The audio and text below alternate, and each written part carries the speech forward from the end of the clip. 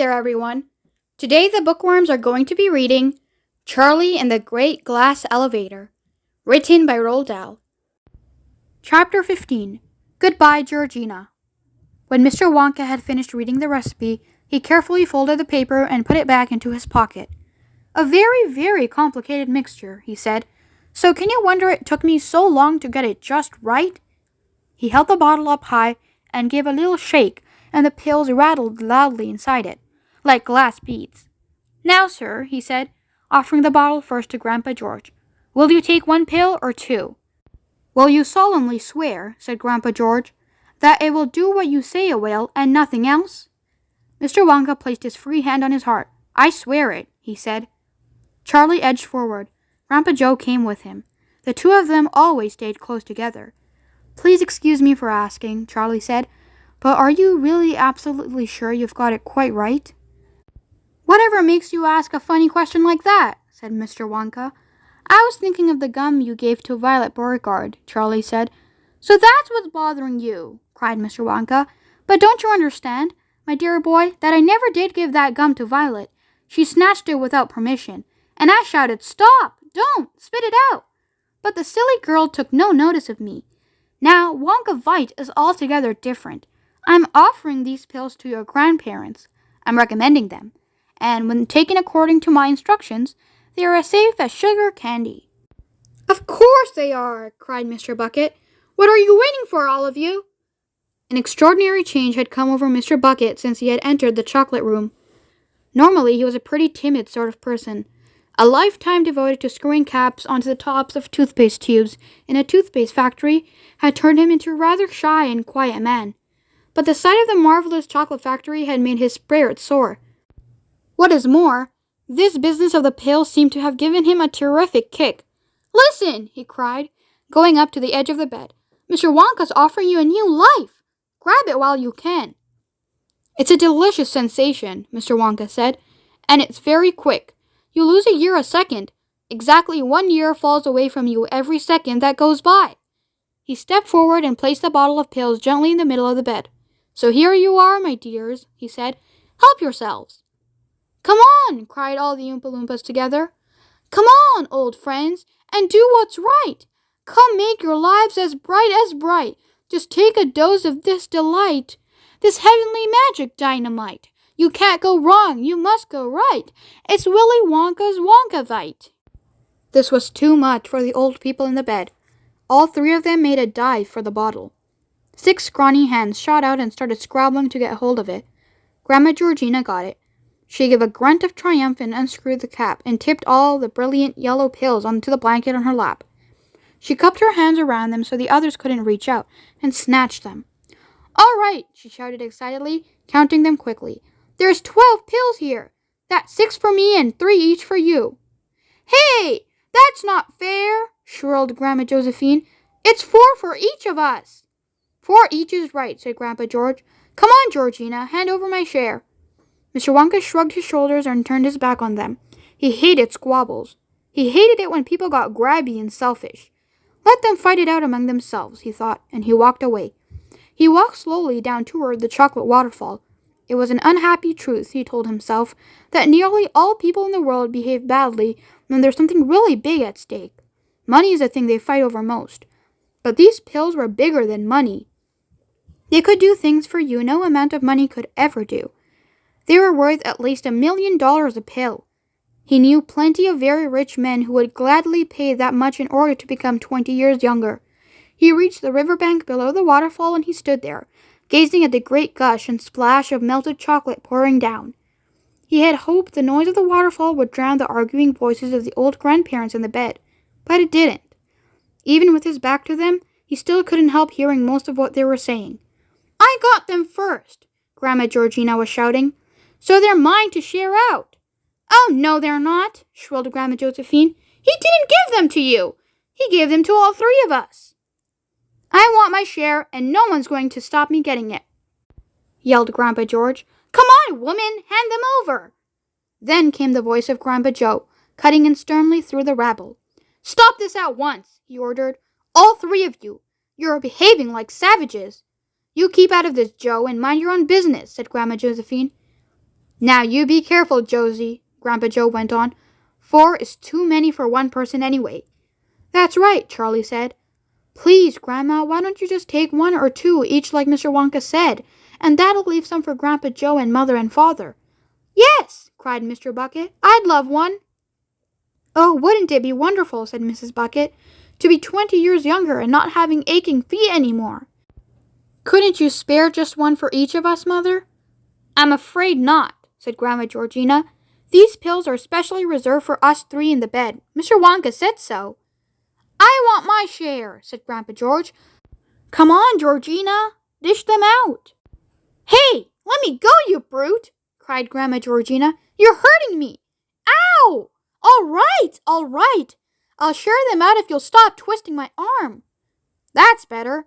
Here's 4 for Josephine, and 4 for George, and 4 for me. Good, said Grandpa George. Now, who's got some water? Without looking around, Mr. Wonka knew that 3 Oompa Loompas would be running to the bed with 3 glasses of water. Oompa Loompas were always ready to help. There was a brief pause, and then, Well, here goes, cried Grandpa George. Young and beautiful, that's what I'll be, shouted Grandma Josephine. Farewell, old age, cried Grandma Georgina. All together now, down the hatch. Then there was silence. Mr. Wonka was itching to turn around and look, but he forced himself to wait. Out of the corner of one eye he could see a group of Oompa Loompas, all motionless, their eyes fixed intently in the direction of the big bed over by the elevator. Then Charlie's voice broke the silence. Wow! He was shouting. Just look at that! It's incredible! I can't believe it, Grandpa Joe was yelling. They're getting younger and younger. They really are. Just look at Grandpa George's hair. And his teeth, cried Charlie. Hey, Grandpa! You're getting lovely white teeth all over again. Mother, shouted Mrs. Bucket to Grandma Georgina. Oh, Mother! You're beautiful! You're so young, and just look at Dad, she went on, pointing at Grandpa George. Isn't he handsome? What's it feel like, Josie? Asked Grandpa Joe excitedly. Tell us what it feels like to be back to 30 again. Wait a minute. You look younger than 30. You can't be a day more than 20 now. But that's enough, isn't it? I should stop there if I were you. 20's quite young enough.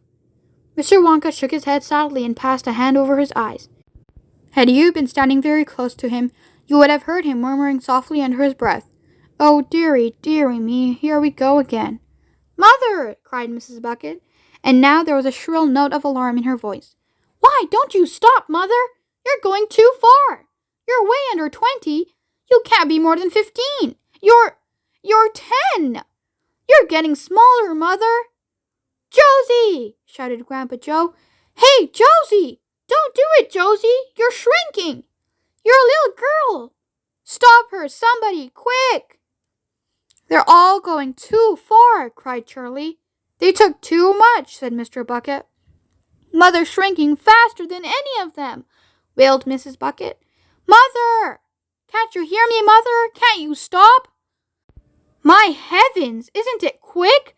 Said Mr. Bucket, who seemed to be the only one enjoying it. It really is a year a second.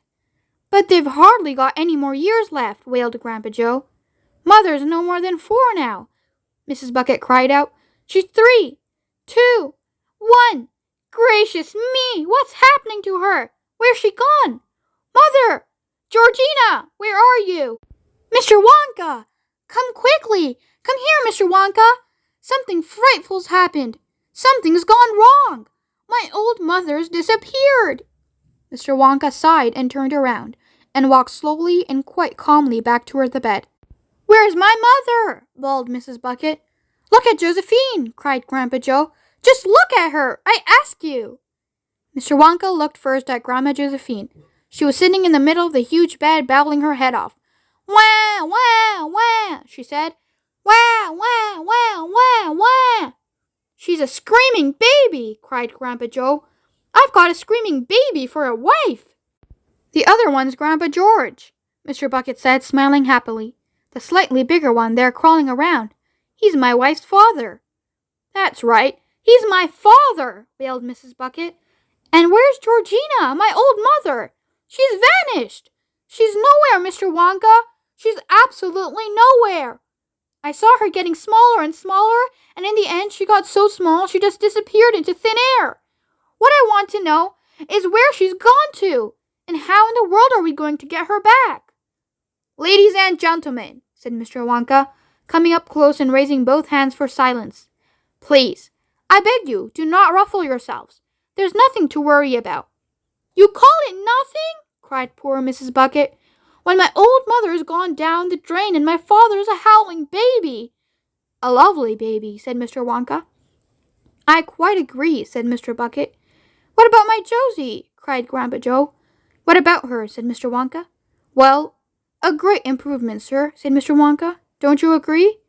Oh, yes, said Grandpa Joe. I mean, no, what am I saying? She's a howling baby. But in perfect health, said Mr. Wonka. May I ask you, sir, how many pills she took? 4, said Grandpa Joe glumly. They all took 4. Mr. Wonka made a wheezing noise in his throat, and a look of great sorrow came over his face. Why, oh, why can't people be more sensible? He said sadly. Why don't they listen to me when I tell them something? I explained very carefully beforehand that each pill makes the taker exactly 20 years younger. So if Grandma Josephine took 4 of them, she automatically became younger by 4 times 20, which is... Wait a minute now. 4 twos are 8, add a naught, that's 80. So she automatically became younger by 80 years. How old, sir, was your wife, if I may ask, before this happened? She was 80 last birthday, Grandpa Joe answered. She was 80 and 3 months. There you are, then, cried Mr. Wonka, flashing a happy smile. The Wonka Vite worked perfectly. She's now precisely 3 months old, and a plumper, rosier infant I've never set eyes on. Nor me, said Mr. Bucket. She'd win a prize in any baby competition. First prize, said Mr. Wonka. Cheer up, Grandpa, said Charlie, taking the old man's hand in his. Don't be sad. She's a beautiful baby. Madam, said Mr. Wonka, turning to Mrs. Bucket, how old, may I ask, was Grandpa George, your father? 81, wailed Mrs. Bucket. He was 81 exactly, which makes him a great big bouncing 1-year-old boy now, said Mr. Wonka happily. How splendid, said Mr. Bucket to his wife. You'll be the first person in the world to change her father's nappies. He can change his own rotten nappies, said Mrs. Bucket. What I want to know is where's my mother? Where's Grandma Georgina? Aha, said Mr. Wonka. Oh ho, yes, indeed. Where, oh, where has Georgina gone? How old, please, was the lady in question? 78, Mrs. Bucket told him. Well, of course, laughed Mr. Wonka. That explains it. What explains what? Snapped Mrs. Bucket. My dear madam, said Mr. Wonka, if she was only 78, and she took enough Wonka Vite to make her 80 years younger, then naturally she's vanished. She's bitten off more than she could chew. She's taken off more years than she had. Explain yourself, said Mrs. Bucket. Simple arithmetic, said Mr. Wonka.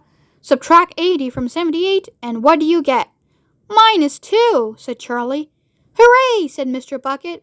My mother-in-law is -2 years old. Impossible, said Mrs. Bucket. It's true, said Mr. Wonka.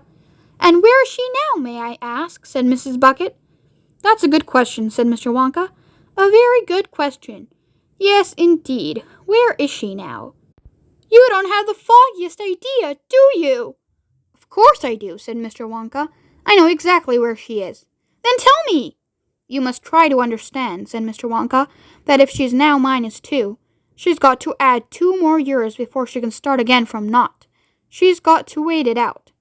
Where does she wait? Said Mrs. Bucket. In the waiting room, of course, said Mr. Wonka. Boom, boom, said the drums of the Oompa Loompa band. Boom, boom, boom, boom. And all the Oompa Loompas, all the hundreds of them standing there in the chocolate room, began to sway and hop and dance to the rhythm of the music. Attention, please, they sang. Attention, please. Attention, please. Don't dare to talk. Don't dare to sneeze. Don't doze or daydream. Stay awake. Your health, your very life's at stake. Ho, ho, you say. They can't mean me. Ha, ha, we answer. Wait and see. Did any of you ever meet a child called Goldie Pinklesweet, who on her 7th birthday went to stay with Granny down in Kent? At lunchtime on the 2nd day, of dearest little Goldie's stay, Granny announced, "I'm going down to do some shopping in the town." Do you know why Granny didn't tell the child to come along as well? She's going to the nearest inn to buy herself a double gin. So out she creeps, she shuts the door, and Goldie, after making sure that she is really by herself, goes quickly to the medicine shelf. And there her little greedy eyes see pills of every shape and size. Such fascinating colors, too. Some green, some pink, some brown, some blue. "All right," she says, "let's try the brown." She takes one pill and gulps it down. "Yum, yum," she cries. "Hooray! What fun!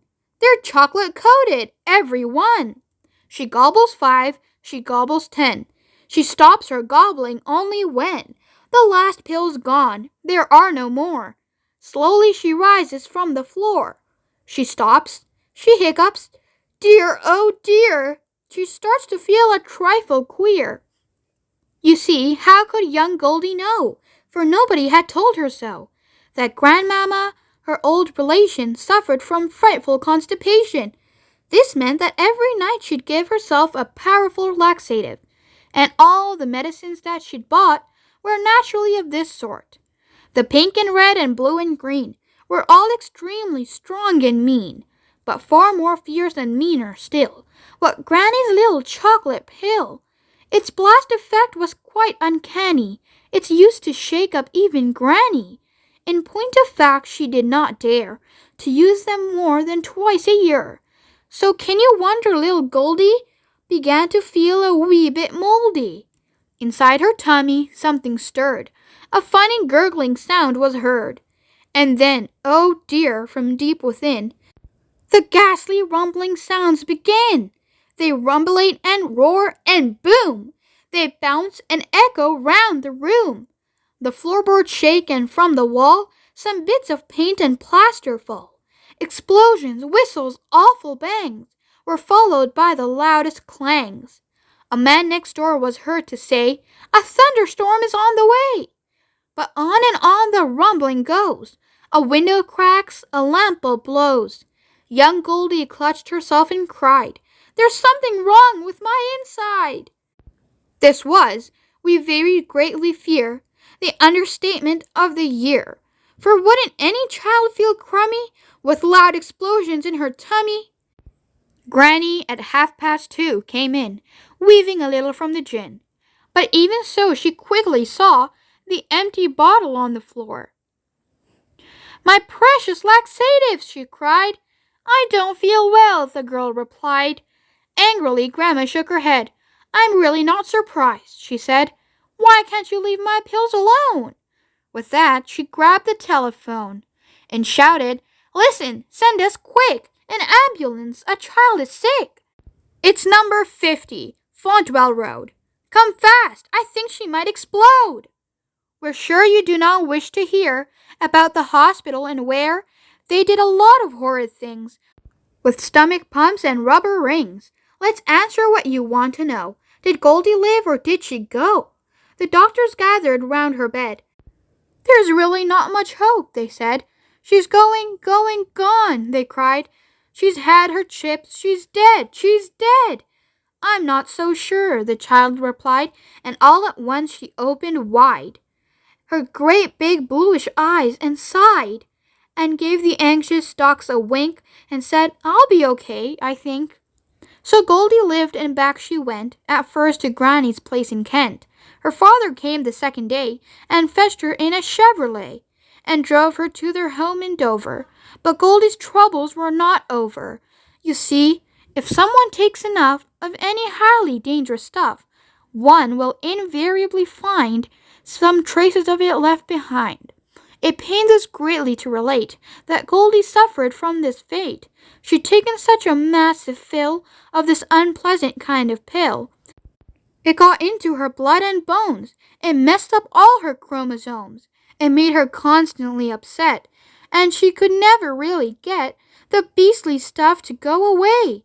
And so the girl was forced to stay for 7 hours every day within the everlasting gloom of what we call the ladies' room. And after all, the WC is not the gayest place to be. So now, before it is too late, take heed of Goldie's dreadful fate. And seriously, all jokes apart, do promise us across your heart that you will never help yourself to medicine from the medicine shelf. Chapter 16. Vita Wonka and Minus Land. It's up to you, Charlie, my boy, said Mr. Wonka. It's your factory. Shall we let your Grandma Georgina wait it out for the next 2 years, or shall we try to bring her back right now? You don't really mean you might be able to bring her back, cried Charlie. There's no harm in trying, is there, if that's the way you want it. Oh, yes, of course I do. For Mother's sake especially.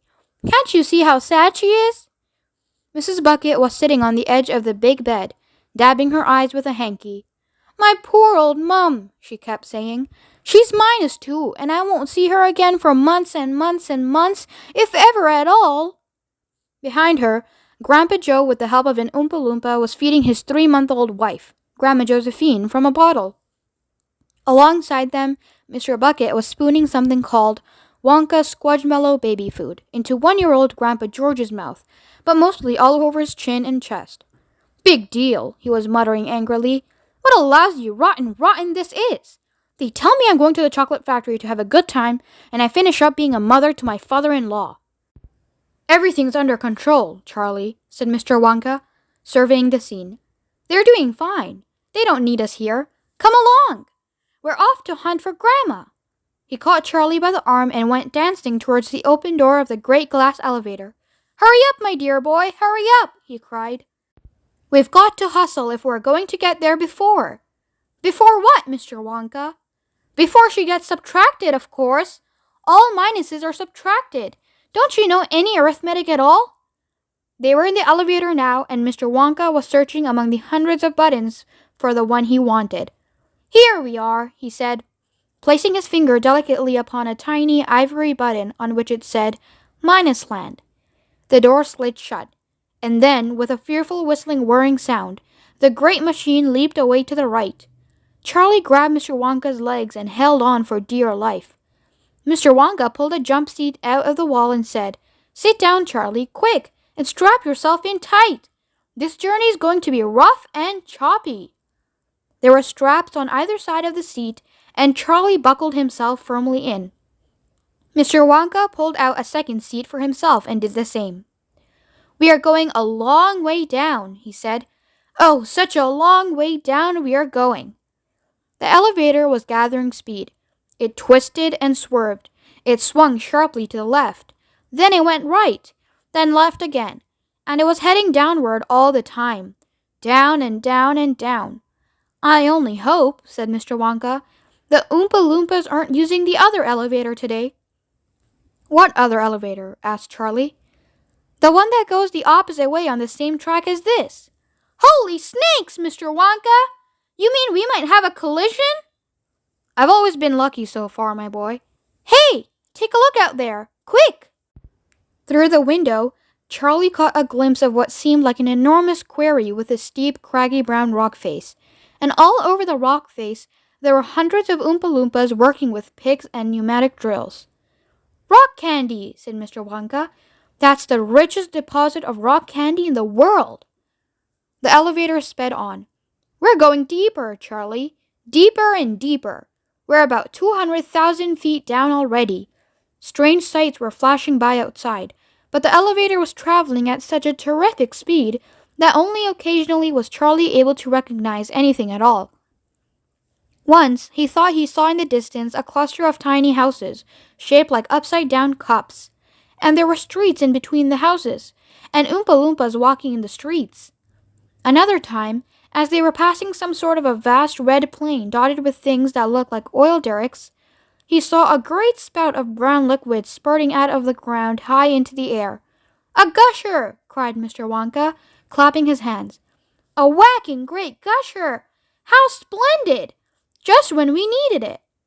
A what? Said Charlie. We've struck chocolate again, my boy. That'll be a rich new field.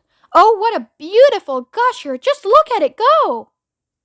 On they roared, heading downward more steeply than ever now, and hundreds, literally hundreds of astonishing sights kept flashing by outside. There were giant cogwheels turning, and mixers mixing, and bubbles bubbling, and vast orchards of toffee apple trees, and lakes the size of football grounds filled with blue and gold and green liquid, and everywhere there were Oompa Loompas. You realize, said Mr. Wonka, that what you saw earlier on, you went round the factory with all those naughty little children, was only a tiny corner of the establishment. It goes down for miles and miles, and as soon as possible, I shall show you all the way around slowly and properly. But that will take 3 weeks. Right now, we have other things to think about, and I have important things to tell you. Listen carefully to me, Charlie. I must talk fast, for we'll be there in a couple of minutes. I suppose you guessed, Mr. Wonka went on, what happened to all those Oompa Loompas in the testing room when I was experimenting with Wonka Vite. Of course you did. They disappeared and became minuses just like your Grandma Georgina. The recipe was miles too strong. One of them actually became minus 87. Imagine that! You mean he's got to wait 87 years before he can come back? Charlie asked. That's what kept bugging me, my boy.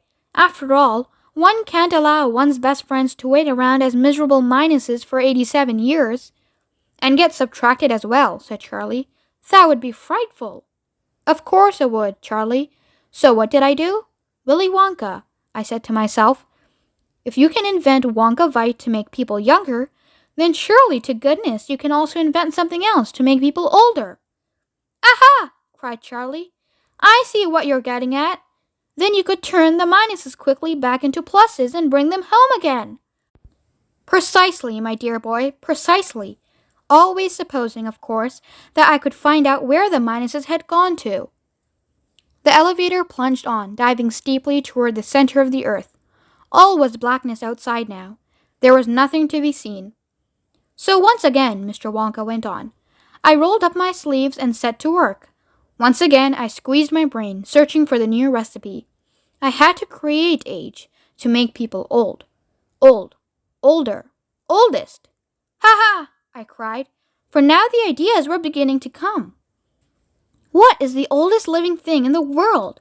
What lives longer than anything else? A tree, Charlie said. Right you are, Charlie. But what kind of a tree? Not the Douglas fir, not the oak, not the cedar. No, no, my boy. It is a tree called the bristlecone pine that grows upon the slopes of Wheeler Peak in Nevada, USA. You can find bristlecone pines on Wheeler Peak today that are over 4,000 years old. This is fact, Charlie. Ask any dendrochronologist you like. And look that word up in the dictionary when you get home, will you please? So that started me off. I jumped into the great glass elevator and rushed all over the world collecting special items from the oldest living things. A pint of sap from a 4,000-year-old bristlecone pine. The toenail clippings from a 168-year-old Russian farmer called Petrovich Gregorowitch.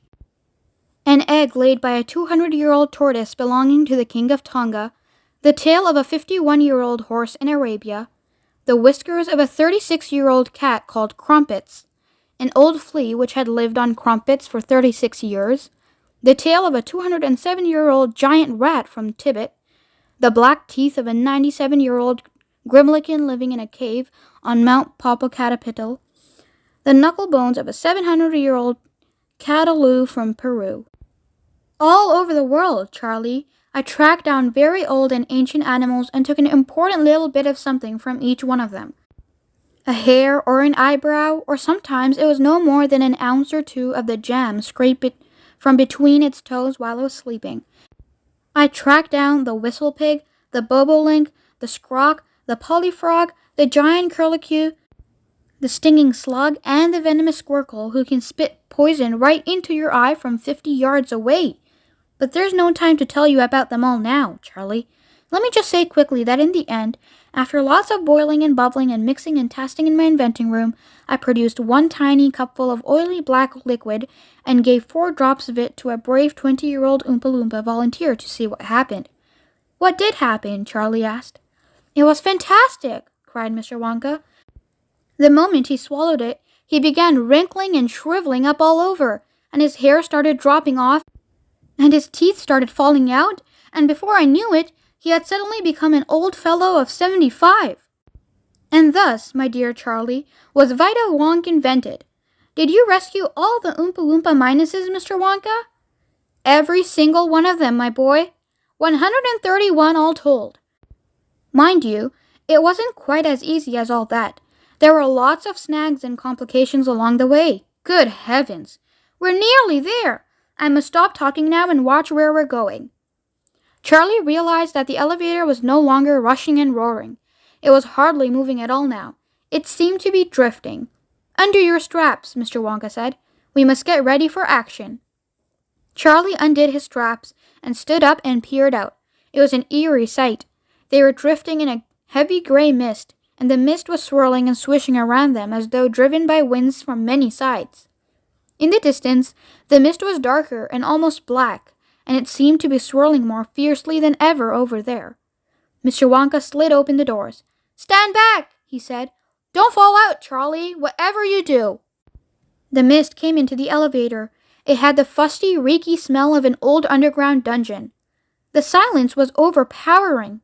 There was no sound at all, no whisper of wind, no voice of creature or insect, and it gave Charlie a queer, frightening feeling to be standing there in the middle of this gray, inhuman nothingness, as though he were in another world altogether, in some place where a man should never be. "Minus Land," whispered Mr. Wonka. "This is it, Charlie. The problem now is to find her. We may be lucky, and there again, we may not." That's it for today, everyone.